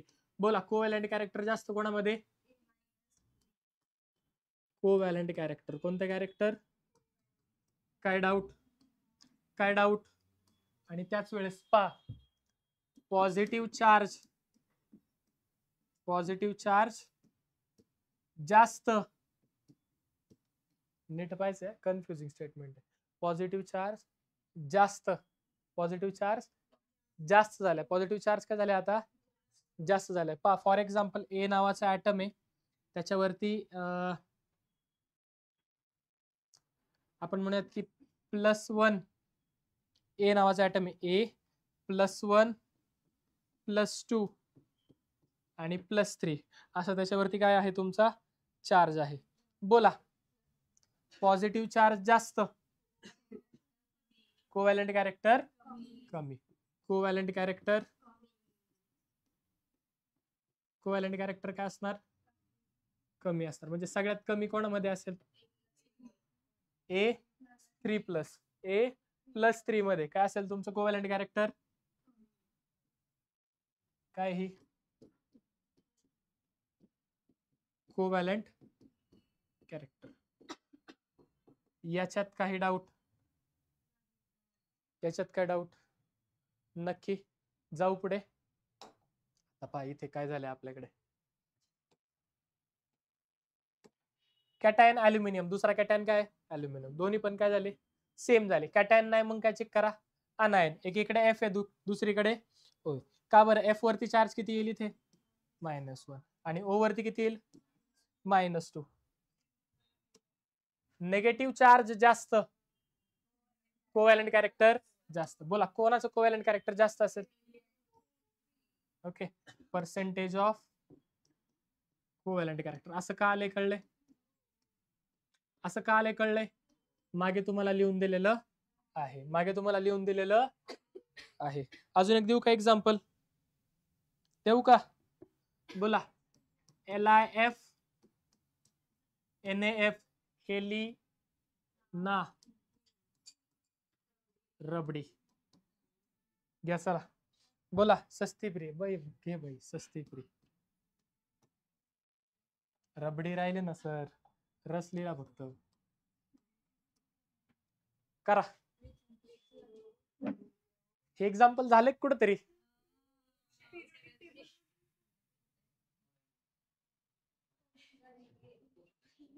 बोला कुठे झाले हे एक्झाम्पल? एस ब्लॉक मध्ये झाले ना तिथं. ते सांगितलं होतं percentage ionic character, covalent character. जास्त आयोनिक कोण असतो? लिथियम. काय असणार सगळ्यात जास्त? आयोनिक. बरोबर. कळतंय का? का बरं? लिथियमची साईज काय सगळ्यात? साईज छोटी म्हणजे आयोनिक कॅरेक्टर जास्त. आयोनिक कॅरेक्टर जास्त म्हणजे कोव्हॅलंट कॅरेक्टर काय डाऊट? काय डाऊट? नक्की का? बोला कोव्हॅलंट कॅरेक्टर कोणाचं जास्त मग? नक्की का? चेक करा बाबा.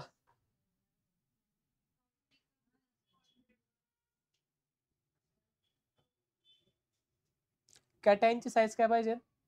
स्मॉलर, जेवढी कॅटायनची साईज स्मॉलर तेवढं कोव्हॅलंट कॅरेक्टर. अगं बाई हे बघ कुठे गेलं ते, हे बघ पॉझिटिव्ह चार्ज जेवढा जास्त तेवढं कोव्हॅलंट कॅरेक्टर.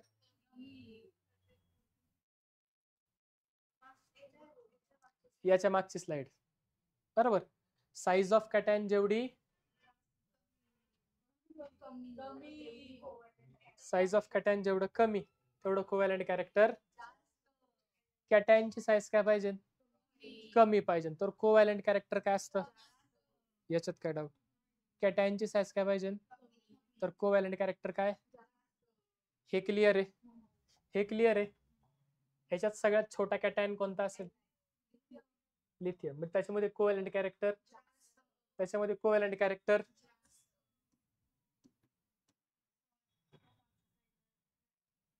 कुठे, तो पॉझिटिव्ह चार्जच्या केसमध्ये ना, साईज जेवढी छोटी तेवढं कोव्हॅलंट कॅरेक्टर.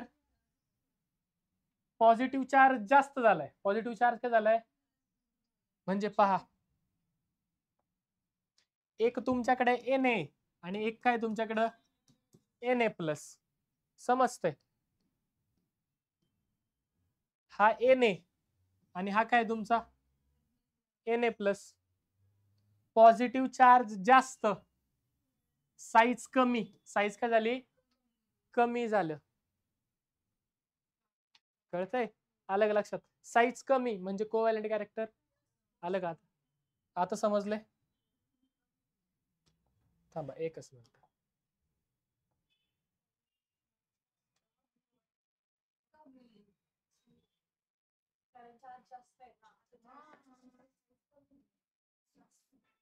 कोव्हॅलंट कॅरेक्टर थांबा, निगेटिव्ह चार्ज जास्त म्हणजे साईज वाढली, बरोबर. अनायनची केस मध्ये आहे ना ते, बरोबर आहे. निगेटिव्ह चार्ज वाढला म्हणजे काय झालं, साईज वाढली, साईज वाढली, कोव्हॅलंट कॅरेक्टर काय होणार, वाढणार, बरोबर. ठीक आहे. पहा पॉझिटिव्ह चार्ज जास्त झाला, पॉझिटिव्ह चार्ज जास्त झाला म्हणजे साईज काय झाली, साईज कमी झाली म्हणजे याचा अर्थ काय, कोव्हॅलंट कॅरेक्टर जास्त. आलं का बरोबर आहे आता, बरोबर आहे. ठीक आहे, एक्झाम्पल सोडून पहा, इथे अनायनची साईज आहे, बरोबर आहे, निगेटिव्ह चार्ज जास्त, आताच बरोबर लिहिलंय. आले लक्षात, काय डाऊट. ही कोणती ऑर्डर आहे तुमची, कोव्हॅलंट कॅरेक्टर, कोणती ही कोव्हॅलंट. आणि मला सांगा आयोनिक कॅरेक्टर काय असेल याच्या, आयोनिक कॅरेक्टर काय असेल याच्या ऑपोजिट. नक्की का, 100%. मग लिहू का तेच, अहो लिहू का तेच, नक्की. फक्त चेंज काय होईल तुमची, साईज चेंज, साइन चेंज होईल. काय चेंज होईल तुमची, फक्त साइन चेंज होईल.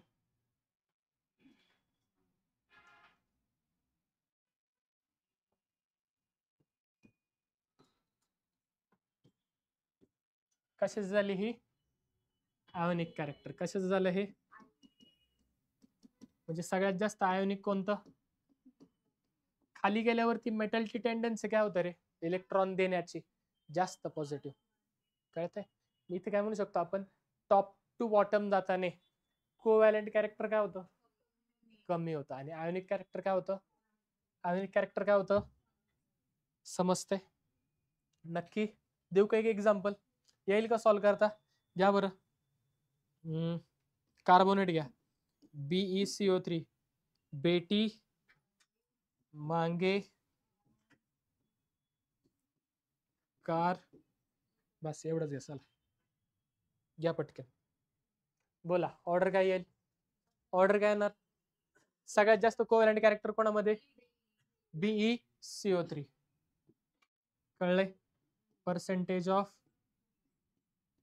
Covalent character. काय डाऊट, आता समजलंय का, आता काही कन्फ्युजन, नक्की कळाले. नेक्स्ट पुढे तपा, for the cation of same size and charge. आता काय झालं समजा, चार्ज पण सेम आलाय आणि साइज पण काय झाली, सेम आली. The one with electronic configuration NS1 D10 NS0 typically of transition metal is more polarizing than one with a noble gas configuration NH2 NP6 that is alkali or alkaline earth metal. Sir म्हणजे काय, याचा अर्थ काय होतो? For example पहा, तुम्हाला दोन दिले त्या ठिकाणी, दोन कंपाऊंड दिलेत तुम्हाला. एक दिलाय तुम्हाला NaCl आणि दुसरा दिलाय तुम्हाला CuCl. दोन्ही पण काय आहेत? ClCl आहेत का? दोन्ही पण Cl. म्हणजे तुमचा अनायन सेम आहे. मग काय चेक करायचा कॅटायन, कोणावरती चार्ज जास्त आहे, बरोबर. Na वरती चार्ज काय? प्लस. आणि Cu वरती चार्ज काय? +1च. त्याला Cl अटॅच, याचा अर्थ चार्ज काय त्याच्यावरती? +1. दोघांचा चार्ज पण काय आला? सेम आला. आणि हा कोणत्या काय म्हणू शकतो आपण, कोणत्या ग्रुप मधला, कोणत्या ब्लॉक मधला आहे? S block. Cu कोणत्या ब्लॉक मधला आहे? P block. डी ब्लॉक कोणत्या ब्लॉक मधला आहे तुमचं? Cu D block. ठीक आहे, झाली गडबड. ओके, मग अशा वेळेस काय करायचं? त्यांचं कॉन्फिगरेशन चेक करायचं. काय चेक करायचं त्यांचं? फॉर एक्झाम्पल सोडियम, बोला सोडियमचं कॉन्फिगरेशन काय येईल? Na. बोला कॉन्फिगरेशन काय? Ne2s1, sorry 3s1. 3s1. काय डाऊट? अहो काय डाऊट? आणि कॉपरचं काय येईल? Argon 3d10 4s2. चेक करा. असंच आहे का? उलट झालं सर, याला कुठं ब्रॅकेट देता?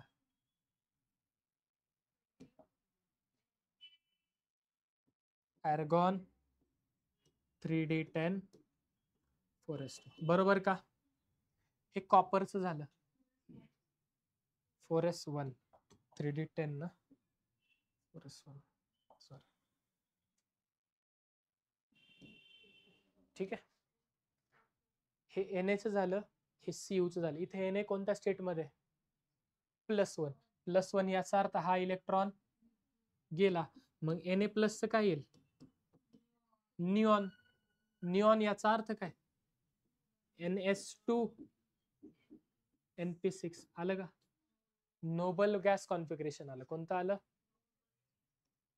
आलं का नोबल गॅस कॉन्फिगरेशन? आणि याच्यामध्ये जर एक गेला तर काय येईल? 3d10. कोणतं आलं? 3d10 आलं. म्हणजे पहा काय येईल फायनल तुमचं?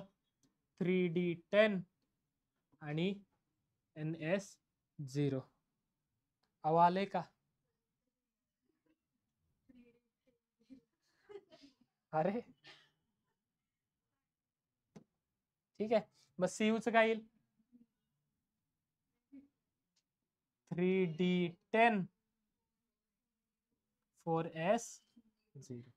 यालाच कसं लिहू शकतो मी? पहा, n-1d10 आणि NS0. n-1d10 NS0. आलं का? आलंय का सेम? जर असं आलं तर काय म्हणलंय पहा त्यांनी? Typically of transition metal is more polarizing. या दोघांमध्ये जास्त पोलरायझिंग कोण असतो ते म्हणतात ते CuCl2. समजा असं येत असेल दोघांचं, तर जास्त पोलरायझिंग पॉवर कोणाची असते? CuCl2. CuCl ची, कळते? आणि असं कधी होणार? फक्त तुमचं S ब्लॉक आणि D ब्लॉकचे जर तुम्हाला कंपाऊंड आले तर हे तुमचं कन्फ्युजन होणार आहे. समजते? आन्सर कळलंय का? प्रायोरिटी कोणाला द्यायची आपल्याला? ट्रान्झिशन मेटलला. कोणाला द्यायची? कोणाला द्यायची प्रायोरिटी? मग घ्या बरं एक्झाम्पल. फॉर एक्झाम्पल असं दिलं त्यांनी AgCl आणि KCl. बोला कोव्हॅलेंट कॅरेक्टर कोणामध्ये जास्त? AgCl मध्ये. कोव्हॅलेंट कॅरेक्टर कोणामध्ये जास्त? AgCl. समजते? इथे काय होतं? CuCl2 मध्ये मोर कोव्हॅलेंट कॅरेक्टर. कळलं का?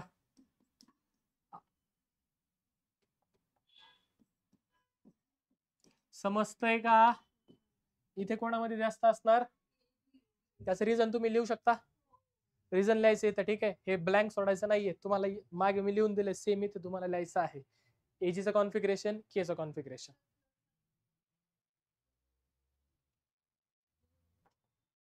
ठीक आहे, काय डाऊट? नेक्स्ट काय आपल्याकडे? Applications of Fajans rule. Applications of Fajans rule. पहा, Ag2S is less soluble than Ag2O in water.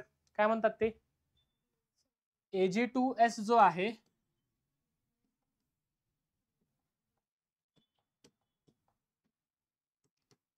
Ag2S जो आहे तो कसा आहे तुमचा? लेस सोल्युबल दॅन Ag2O. कळतंय का? आता वॉटर मध्ये सोल्युबल कोण असतात? वॉटर काय तुमचा? Polar solvent. वॉटर काय तुमचा? 100%. आता पोलार सॉल्व्हंट मध्ये डिझॉल्व्ह कोण होणार? ज्यांच्यामध्ये काय आहेत? पोल्स आहेत. पोल्स कोणामध्ये असतात? आयोनिक बॉन्ड मध्ये.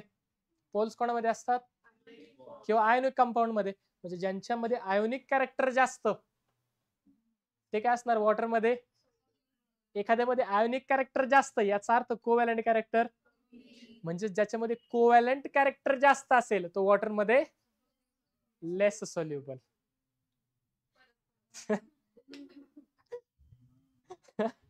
पहा, वॉटर कसं आहे तुमचं? पोलार. बरोबर. म्हणजे ह्याच्यामध्ये डिझॉल्व्ह कोण होणार? डिझॉल्व्स दोस कंपाऊंड हॅव्हिंग, बोला, compounds having poles in them. बरोबर का? आणि हे पोल्स कोणामध्ये असतात? That is ionic compound. बरोबर. काय doubt? That is more ionic character. More ionic character. बरोबर का? म्हणजेच काय? That is less covalent character. काय डाऊट? आता कळलंय का? आता कळलंय का? नक्की समजलंय? 100%. ठीक आहे. म्हणजे ह्याच्यामध्ये काय पाहिजे आपल्याला? कोणामध्ये आयोनिक कॅरेक्टर जास्त आहे. किंवा काय चेक करू शकतो आपण? कोणामध्ये कोव्हॅलंट कॅरेक्टर जास्त आहे. ज्याच्यामध्ये कोव्हॅलंट कॅरेक्टर जास्त त्याच्यामध्ये आयोनिक कॅरेक्टर काय असणार?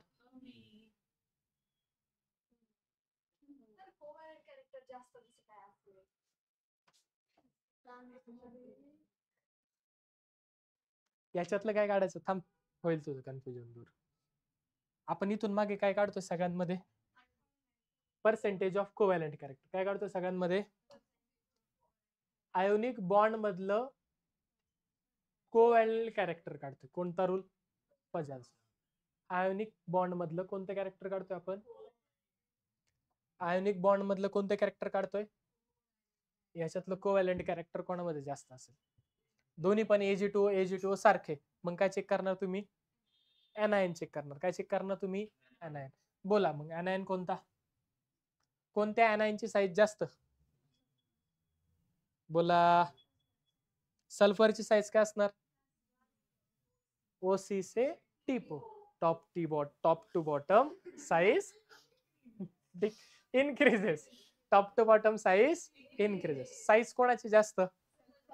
सल्फरची साईज काय असणार? More size. इथे बोला लेस साईज. बरोबर.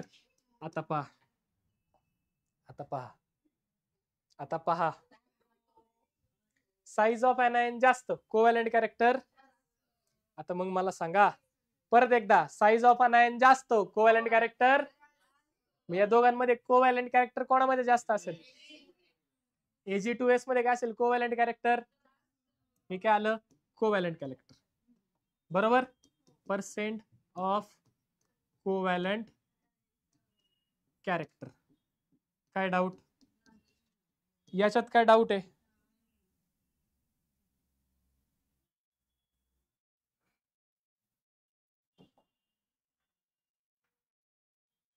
इथपर्यंत काय डाऊट? नक्की समजले? जाऊ का पुढे? नक्की जाऊ पुढे.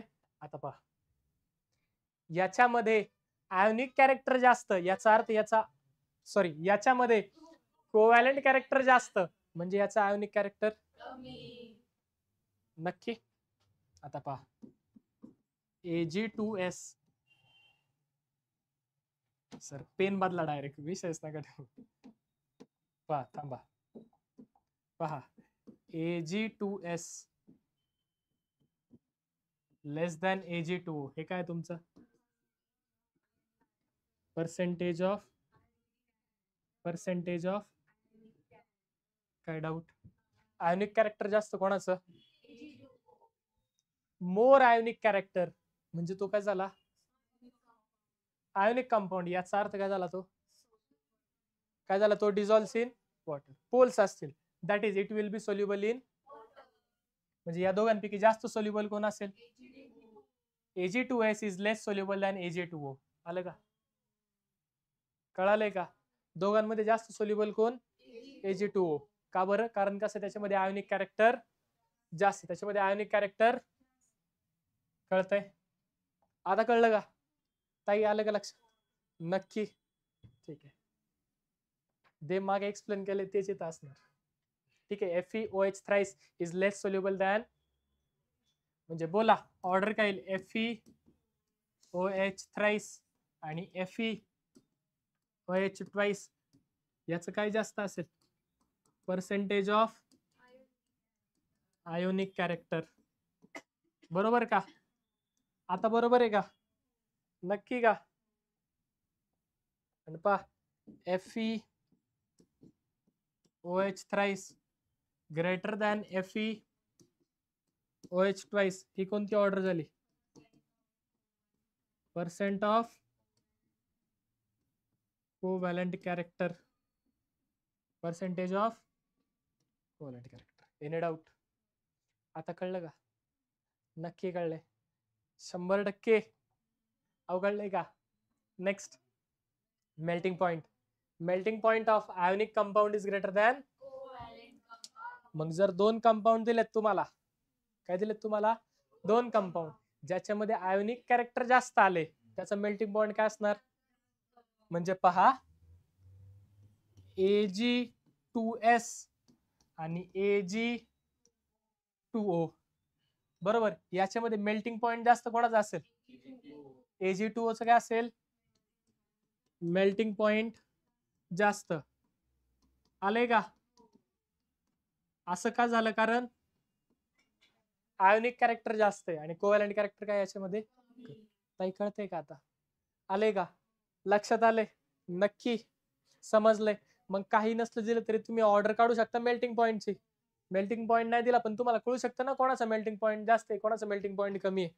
नक्की का, अहो कळतंय का, नक्की.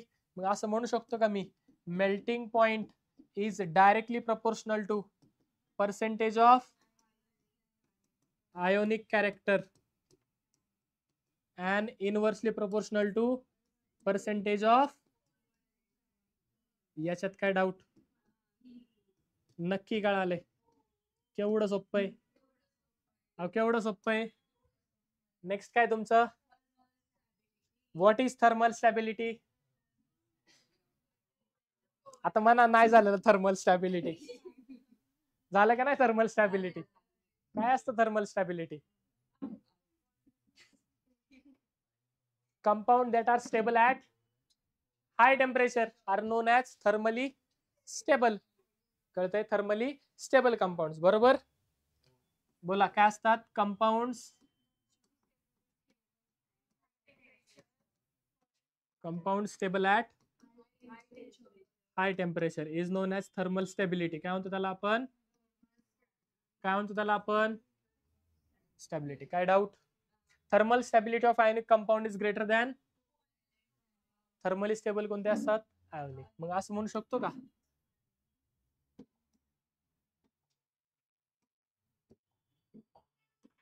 Thermal stability, thermal stability is directly proportional to percentage of ionic character and inversely proportional to percentage of covalent character. काय डाऊट, काय डाऊट, समजलंय का, नक्की का. मग देऊ का एक्झाम्पल, घ्या बरं. Li2CO3 Na2CO3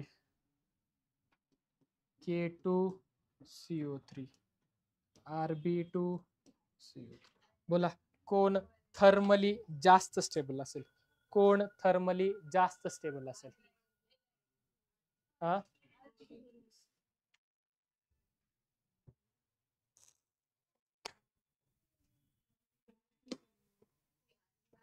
ज्याच्यामध्ये कोव्हॅलंट कॅरेक्टर कमी. कोव्हॅलंट कॅरेक्टर कोणामध्ये कमी असतं?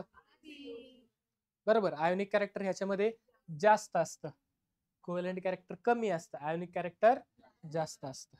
बाळा काय खाल्लंस तू नक्की? सोयाबीनच होतं ना ते?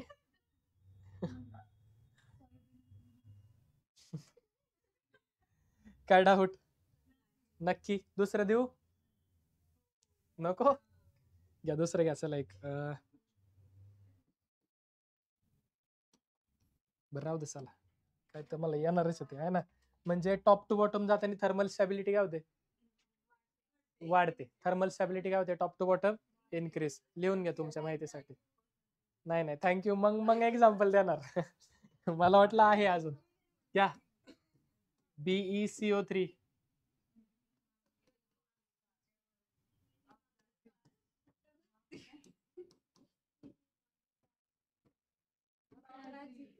हा बोला. ऑर्डर लावा. थर्मल स्टॅबिलिटीची ऑर्डर लावा. सगळ्यात जास्त स्टेबल कोण असेल? SrCO3. त्याच्यानंतर काय डाऊट? LiHCO3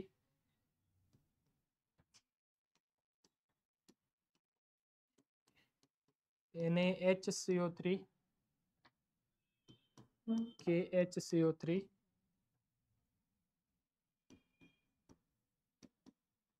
बोला कोण सगळ्यात जास्त थर्मली स्टेबल? काय डाऊट? कशाच्या ऑर्डर आहेत ह्या दोन्ही पण? Thermal stability. कशाच्या ऑर्डर आहे?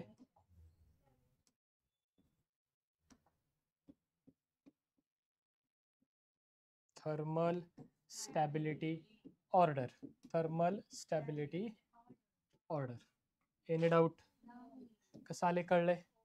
नक्की कळाले? इथे आपला फजान्स रूल झालेला. फजान्स रूल आपला इथे झालेला आहे. ठीक आहे. फजान्स रूल इथे आपलं संपलेलं आहे. उद्यापासून आपली MOT चालू होईल. कोणती चालू होईल? MOT theory. Okay. Molecular orbital theory. ठीक आहे. काय डाऊट? काय डाऊट? जसे ऍटम्स मध्ये ऍटॉमिक ऑर्बिटल असतात तसेच मॉलिक्युल मध्ये मॉलिक्युलर ऑर्बिटल असतात असं MOTचा म्हणणं आहे. पॉस्ट्युलेट्स आहेत त्याचे काही.